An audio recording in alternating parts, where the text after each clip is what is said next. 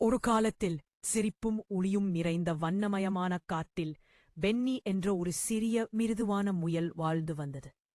பென்னிக்குப் நீளமான காதுகள், சின்ன இளஞ்சிவப்பு மூக்கு மற்றும் எல்லாவற்றையும் விட பெரிய ஒரு கனவு இருந்தது. பென்னியின் நெருங்கிய நண்பர்கள் தேன் விரும்பும் பெல்லா கரடி, ஒரு நிமிஷமும் பேசுவதை நிறுத்தாத சிக்கு அணில். ஒரு இரவு வெள்ளை விளக்கு போல் நிலா பிரகாசித்துக் கொண்டிருந்தபோது சிக்கு ஓடி வந்து கத்தினான். ஐயோ ஐயோ, மாய நட்சத்திரம் காணாமல் போய்விட்டது. அந்த மாய நட்சத்திரம் ஒவ்வொரு இரவும் ஒளிர்ந்து அனைத்து விலங்குகளுக்கும் அமைதியான உறக்கம் கொடுத்தது. அது இல்லாமல் காடு முழுவதும் கவலையுடனும் இருளுடனும் இருந்தது.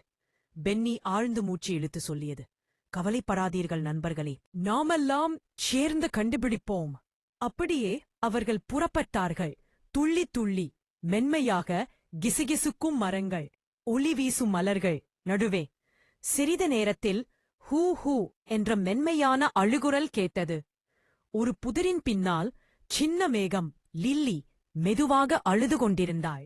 என்று லில்லி, நானும் பிரகாசிக்க வேண்டும் என்று நினைத்தேன். ஆனா இப்போ ரொம்ப தனிமையாக இருக்கேன்னு தோணுது. பென்னி கனிவுடன் சிரித்தது. லில்லி, ஒவ்வொருவருக்கும் தனித்தனியான ஒளி இருக்கிறது.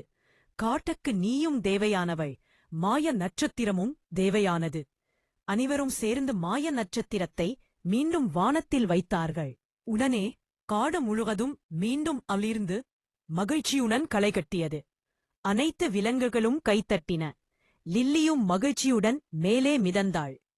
சொன்னாள், நீ சின்னவனாயிருக்கலாம், ஆனா உன் இதயம் ரொம்ப பெரியது.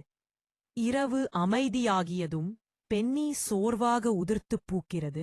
ஒளிரும் விண்மீன்களின் கீழ் சுருண்டு படுத்து மகிழ்ச்சியான புன்னகையுடன் தூங்கிப் போனது.